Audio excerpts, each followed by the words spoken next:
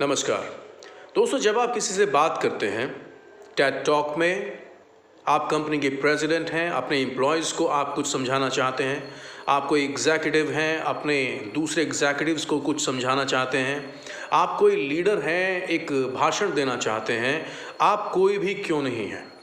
जगह भी कोई भी हो सकती है, ये मंच भी हो सकता है, ये पब्लिक प्लेस भी हो सकता है, ऑडिटोरियम हो सकता है, टेड टॉक हो सकती है।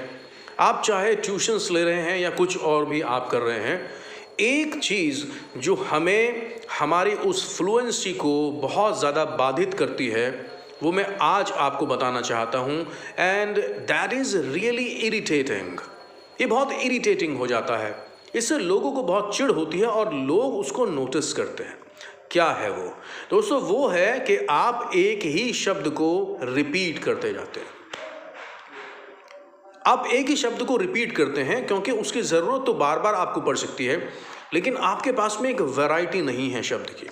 तो इससे आपकी जो फ्लुएंसी है वो तो एक तरीके से उसमें हर्डल आता है, उसमें ऑब्स्टिकल पैदा करती है ये चीज़। बल्कि इससे आपकी जो फ्लुएंसी है, जो लोग फ्लुएंट सुनना चाहते हैं आपको, आपके जो विचारों की श्रृंखला है जो बिल्कुल बाधित नहीं होनी चाहिए, वो बहुत बड़ी एक बॉटल नेक का सामना करती है और उसमें प्रोग्रेस नहीं हो पाती है।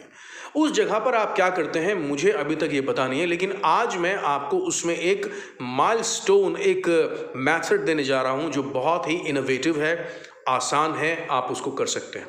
आप उसको स्पाउस करिए और थोड़ा सा इंटरनलाइज करके अपने मन में उतारिए और थोड़ा सा इंग्लिश को अपने अंदर आने दीजिए। जब आप इंग्लिश को अपने अंदर आने देंगे, उसका स्वागत करेंगे, तो वो आपको रिसीव करेगी। लेकिन अगर आप उसको रिपल्सिव एटीट्यूड दिखाएंगे तो माफ़ कीजिए, वो कभी आपके साथ में नहीं आएगा। मेथड क्या है इस बारे में बात करते हैं। एक वर्ड लूँगा और उस वर्ड के साथ में उसको मैं अपना एक बेस बनाऊंगा और उसके साथ में मैं आगे बढ़ूंगा। मैंने जो सारे नोट्स अपने तैयार किए हैं उन सब से आपको ही समझाता रहूँगा, तो कहीं भी मत जाइएगा। तो चलिए एक वर्ड लेता हूँ जिसका मतलब है सपोर्ट। वर्ड है मेरा सपोर्ट, यानी कि किसी को सपोर्ट करते हैं आप, वर्ब है सपोर्ट। अब सपोर्ट एक जनरल वर्ड है, यानी कि जब आप किसी की सहायता करते हैं, किसी को समर्थन देते हैं, किसी की हाँ में हाँ मिलाते हैं, या और भी कोई अगर आपके पास में बात है उसको कहने के लिए कि सपोर्ट को डिफाइन कर सकें, तो सपोर्ट का मीनिंग वही होता है। लेकिन आप हर जगह पर अगर आपको सपोर्ट की ज़रूरत पड़ती है एज अ वर्ब, तो आप हर जगह सपोर्ट सपोर्ट सपोर्ट सपोर्ट कहकर मोनोटोनस नहीं हो सकते। आप बहुत ज़्यादा मोनोटोनस नहीं हो सकते, एक ही राग नहीं अलाप सकते। आपके अंदर एक वैरायटी होनी चाहिए, आपके अंदर बहुत सारे कलर्स होने चाहिए। आप बहुत ज़्यादा प्रोज़ाइक नहीं हो सकते, नीरस नहीं हो सकते। इन सब चीज़ों को इंसिपिड कहते हैं, इंग्लिश में इसको बोलते हैं इंसिपिड, यानी कि टेस्टलेस चीज़ें हो जाती हैं। अब जैसे मैंने एक ही बात को कहने के लिए कम से कम 4 शब्दों का मैंने यूज़ किया, इसी तरीके से आपको भी अपनी वैरायटी को शो करना है, जिससे आपको फ़ायदा ये होगा कि आपकी फ्लुएंसी बढ़ेगी और उस फ्लुएंसी के साथ में आपकी जो बोलने की ताकत है वो लोगों तक पहुँचेगी। आप अच्छे तरीके से कनेक्ट कर पाएंगे, आपके पास में लोग ये समझेंगे, ये महसूस करेंगे, ये विश्वास करेंगे कि आपके पास में एक वैरायटी है। आप अलग अलग तरीके से किसी भी चित्र को पोर्ट्रे कर सकते हैं, किसी भी विचार को आप उन तक पहुंचा सकते हैं, क्योंकि आपके पास में एक व्हीकल है, वो है वर्ड्स। आपके पास माइन ऑफ वर्ड्स है, शब्दों की खान है आपके पास में। तो क्या आप इसको नहीं अपनाना चाहेंगे? ज़रूर अपनाना चाहेंगे, मेरा ऐसा मानना है। तो वर्ड लिया मैंने सपोर्ट। सपोर्ट का मतलब मैंने आपको बताया, यानी कि आप किसी का फेवर करते हैं, टू फेवर एक्टिवली। इसका मतलब ये होता है, आप ये भी कह सकते हैं कि अगर कोई ऑपोजिशन है, अगर मैं हूं और मेरे साथ में कोई खड़ा है और एक ऑपोजिशन का सामना मैं कर रहा हूं, कोई मुझे अगर फेवर करता है तो वो मुझे सपोर्ट करता है। It means he stands by me and we both present a wonderful opposition. तो हम जो विरोध है हमारे सामने, उसको हम एक साथ झेल रहे हैं, यानी कि वो मुझे सपोर्ट कर रहे हैं। तो सपोर्ट का मतलब ये हुआ, इसको आप ये भी कह सकते हैं कि एक नेचर ऑफ असिस्टेंस है, एक मदद करने का एक नेचर ऑफ असिस्टेंस है, यानी कि अगर किसी की मदद करनी है तो उसके लिए आप सपोर्ट कह सकते हैं। अब आप क्या किसी भी तरह की मदद के लिए आप सपोर्ट ही कहेंगे? हर बार आप अलग अलग तरह से मदद करते हैं, तो क्या आपके वोकैबुलरी इसमें माइंड में क्या एक ही वर्ड है सपोर्ट? जी नहीं, इसको ही मैं बदलूंगा आज। ध्यान से वीडियो देखेगा और दिखाइएगा, अंत तक कहीं मत जाइएगा। अब दूसरा वर्ड लेके चलते हैं। ऐसे आप कह सकते हैं कि somebody has a proposal and I support that proposal। तो आप समझ गए मैंने क्या कहा, यानी कि उनके पास कोई प्रपोजल था, मैंने उस प्रपोजल को सपोर्ट किया, उसका समर्थन किया। अब दूसरा वर्ड लेके चलते हैं सपोर्ट के लिए। दूसरा है मेरा वर्ड अपहोल्ड। अपहोल्ड, अपहोल्ड आपने सुना होगा। अब देखिए अपहोल्ड क्या है। अपहोल्ड का मतलब अगर मैं देखने की कोशिश करूं, समझने की कोशिश करूं, तो अपहोल्ड का मतलब है किसी ऐसे चीज को जो थोड़ी कमजोर थी उसको शक्ति देना, उसको ये कहना कि हाँ मैं आपके साथ में हूं, सपोर्ट ये हाँ मैं आपके साथ हूं, और उससे उसको एम्पावर करना, अपहोल्ड। जैसे सुप्रीम कोर्ट या और बहुत सारे कोर्ट्स जो होते हैं वो किसी डिसीजन को अपहोल्ड करते हैं, तो क्या करते हैं वो उस डिसीजन के लिए कहते हैं कि we agree with the decision, we agree to the proposal, यानी कि उसको अपहोल्ड किया, एम्पावर किया उन्होंने।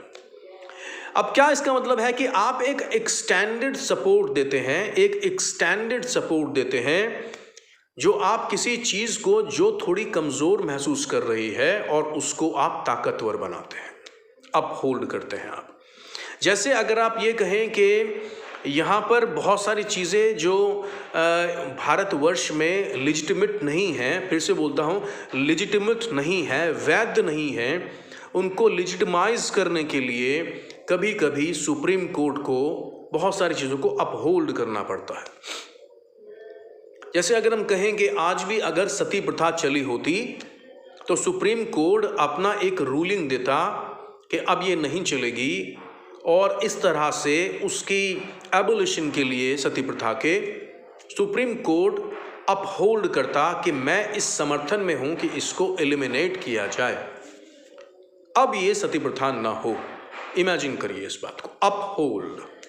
तो आप अगर किसी चीज़ को अपहोल्ड करते हैं तो आप उसके समर्थन में खड़े होते हैं और कहते हैं कि ये चीज़, इसके लिए मैं स्वीकृति देता हूं, मैं भी इसके पक्ष में हूं। Extended support given to something, इसका मतलब हुआ। तो जो इनका बेस वर्ड है वो क्या है? वो सपोर्ट है। लेकिन यहाँ पर अपहोल्ड कौन कौन से जगह पर यूज़ किया जा सकता है, इसकी कौन कौन सी सीमाएं हैं?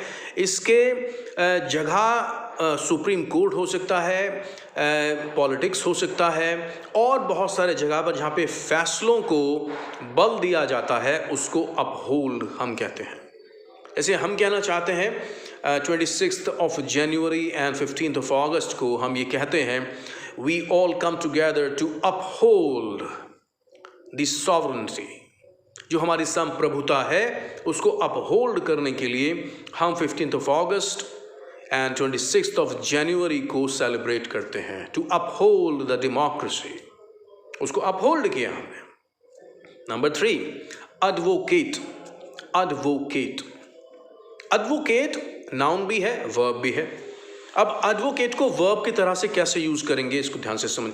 क्या है एडवोकेट?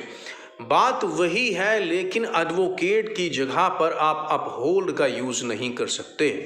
जैसे अगर आप कहते हैं कि रंग भेद नीति जब साउथ अफ्रीका में थी तो गांधी जी ने एडवोकेट किया कि इस बात को एडवोकेट किया कि अब इसको अबॉलिश करना ही होगा, रंग भेद नीति साउथ अफ्रीका में। उसको उन्होंने एडवोकेट किया कि जो वहाँ पर काले स्किन के लोग थे, जिनका रंग थोड़ा सा गहरा था, उनको वो गोरी चमड़ी वाले जीने नहीं देते थे। तो गांधी जी ने एडवोकेट किया इस पॉलिसी को कि एंटी अपार्थाइड मूवमेंट, इसको मैं एडवोकेट करता हूँ, समर्थन देता हूँ अपना। लेकिन एडवोकेट क्यों किया? आप किसी के बारे में, किसी ऐसी बात के बारे में जो नहीं होनी चाहिए, खुलकर बोलते हैं, एडवोकेट करते हैं। जैसे आप स्ट्रेस करते हैं, इस बात पर जोर देते हैं कि इसको चीज़ को ख़त्म होना चाहिए, आप उसकी वकालत करते हैं। अगर मैं हिंदी में बोलूँ, आप उसके पक्ष में वकालत करते हैं कि ये नहीं होना चाहिए अगर वो गलत चीज़ है। आप उसको एम्फसाइज करते हैं, लोगों को अर्ज करते हैं, लोगों को अर्ज करते हैं, यानी कि प्रेरित करते हैं, उनको इंस्पायर करते हैं कि किसी खास गलत चीज़ के लिए आप संगठित हो जाइए, ऑर्गेनाइज हो जाइए और इसको हटे दीजिए। महात्मा गांधी ने ऐसा ही किया था साउथ अफ्रीका में 1917 में, जब वो 1916 में 1917 के दौरान जब वो वहाँ गए थे और उनको ट्रेन से बाहर फेंक दिया गया था, तो उन्होंने बहुत सारी चीज़ों को एडवोकेट किया था। तो एक एडवोकेट तो होते ही हैं जो लॉ का अध्ययन करते हैं और उसको लोगों को बताते हैं कि उसका एग्जीक्यूशन कैसे किया जाए। और एडवोकेट का मतलब यहाँ ये भी है कि आप वकालत करते हैं, किसी चीज़ का समर्थन करते हैं। आप किसी पॉलिसी को एडवोकेट कर सकते हैं और उसके पक्ष में बहुत खुलकर आप मुखरता से बोल सकते हैं, उसको आप एडवोकेट कहेंगे। तो आप स्ट्रेस करते हैं एडवोकेसी में, आप किसी को एडवोकेट करते हैं, स्ट्रेस करते हैं, अर्ज करते हैं लोगों को। और एक वर्ड बोल रहा हूं जिसको आप ध्यान से सुनिएगा। जैसे गांधी जी ने जब एडवोकेट किया था तो गांधी जी ने प्लीड किया था। प्लीड, ये लॉ के जितने भी लोग हैं उनके लिए ये नया शब्द नहीं होगा। प्लीड किया था उन्होंने, उनको मनाने के लिए लड़ाई नहीं लड़ी थी, उन्होंने कोई हथियार नहीं उठाया था, प्लीड किया था। उन्होंने उस बात को कहा कि ये बात सही है और आप इसको मानिए, और जब तक आप नहीं मानेंगे तब तक मैं अपनी जगह से बज नहीं करूंगा, मैं यहाँ से मूव नहीं करूंगा। प्लीड। और कोर्ट्स में ख़ास तौर से जो कोर्ट्स के लोग हैं और जो भी कोर्ट्स को प्रैक्टिस करते हैं, लॉ को प्रैक्टिस करते हैं, वो प्लीड को जानते ही हैं। ये नेचुरल वर्ड है, नॉर्मल वर्ड है, कोई भी यूज़ कर सकता है। तो एडवोकेट जब आप करते हैं किसी चीज़ को, आप उसको स्ट्रेस करते हैं, आप लोगों को अर्ज करते हैं और प्लीड करते हैं कि उस चीज़ को जिसके लिए आप एडवोकेट कर रहे हैं उसको माना जाए। तो पहला वर्ड हुआ सपोर्ट, दूसरा हुआ अपहोल्ड, तीसरा वर्ड हुआ advocate. Number 4, back, BACK, back. Back आपने सुना ही होगा, नाउन की तरह से यूज़ नहीं कर रहा हूँ, मैं यूज़ कर रहा हूँ वर्ब की तरह से। बैक, बैक माने सपोर्ट करना। फिर से बेस वर्ड पर वापस चलते हैं। सपोर्ट करना, किस तरह सपोर्ट करना? फॉर एग्जाम्पल, आप किसी जगह पर हैं, आप स्कूल में हैं, अपने ऑफिस में हैं और आपने कोई बात कही और आपका फ्रेंड कहता है ओके आई बैक यू, मैं आपका समर्थन करता हूँ। इट मीन्स जब आप किसी को बैक करते हैं तो उसको सपोर्ट करते हैं, आप उसके समर्थन में कुछ बोलते हैं, उसने जो कहा उसके समर्थन में कुछ अपना समर्थन देते हैं, एक्सटेंड करते हैं। बैक कैसे यूज करेंगे? यानी कि यू आर सपोर्टिंग समबडी और you are lending your support to somebody, you are lending your support. कैसे? असिस्टेंस भी होती है उसमें, बैक भी करते हैं। फॉर एग्जाम्पल, कभी कभी जब बैंक डूब जाया करते हैं, कभी कभी उनका इतना ऋण हो जाता है जो वापस नहीं आता, और बैड डेट जब हो जाता है उनका, बैड डेट जब उनका हो जाता है, उनका NPA, नॉन परफॉर्मिंग एसेट्स उनके बहुत बढ़ जाते हैं, तो दूसरा बैंक आता है उनको बैक करने के लिए, फाइनेंशियली उनको बैक करते हैं। तो जब ऐसी सिचुएशन हो कि उनको बेल आउट करना हो, बेल आउट का मतलब है क्राइसिस से निकालना हो, तो बैक करते हैं। मैंने एक आपको एग्जांपल दिया। बहुत सारी कंपनीज इंडिया के अंदर, बहुत सारे इस तरह के क्राइम्स हुए हैं, क्राइसिस हुए हैं, स्कैम्स हुए हैं कि दूसरे बैंक्स को या दूसरे इंस्टीट्यूशन को आना पड़ा है उस डूबते हुए जहाज को बचाने के लिए, यानी कि वो उसको बैक करते हैं। They extend not only their support, sometimes they come, maybe it may be assistance, maybe in terms of money or finance, हो सकता है। यानी कि कोई चीज़ फेल ना हो जाए, कोई इंस्टीट्यूशन फेल ना हो जाए, इसलिए दूसरा इंस्टीट्यूशन आता है और उसको सपोर्ट करता है, बैक करता है, क्योंकि वो फेल ना हो जाए, वो बिल्कुल ही उससे एग्जिस्टेंस से बिल्कुल एलिमिनेट ना हो जाए, बाजार से बिल्कुल उसको निकाल ना दिया जाए, उसको हम बैक कहेंगे। तो मैं आपको केवल वर्ड ही नहीं बता रहा हूँ बल्कि एक कॉन्टेक्स्ट भी दे रहा हूँ। आगे चलते हैं। आप ये कह सकते हैं कि supreme court, reserve bank of India और कोई बहुत बड़े बैंक की बात करते हैं, LIC, life insurance corporation of India, did not back Punjab national bank, यानी कि उन्होंने उसको सपोर्ट नहीं दिया, फाइनेंशियल सपोर्ट नहीं दिया, और जो जहाज़ था पंजाब नेशनल बैंक का, गॉड फॉरबिड, वो डूब गया क्योंकि उसके पास में नॉन परफॉर्मिंग असेट्स बहुत ज़्यादा हो चुकी थी। अब हम बात करते हैं अगले वर्ड की, और अगला वर्ड मैंने लिया है चैम्पियन।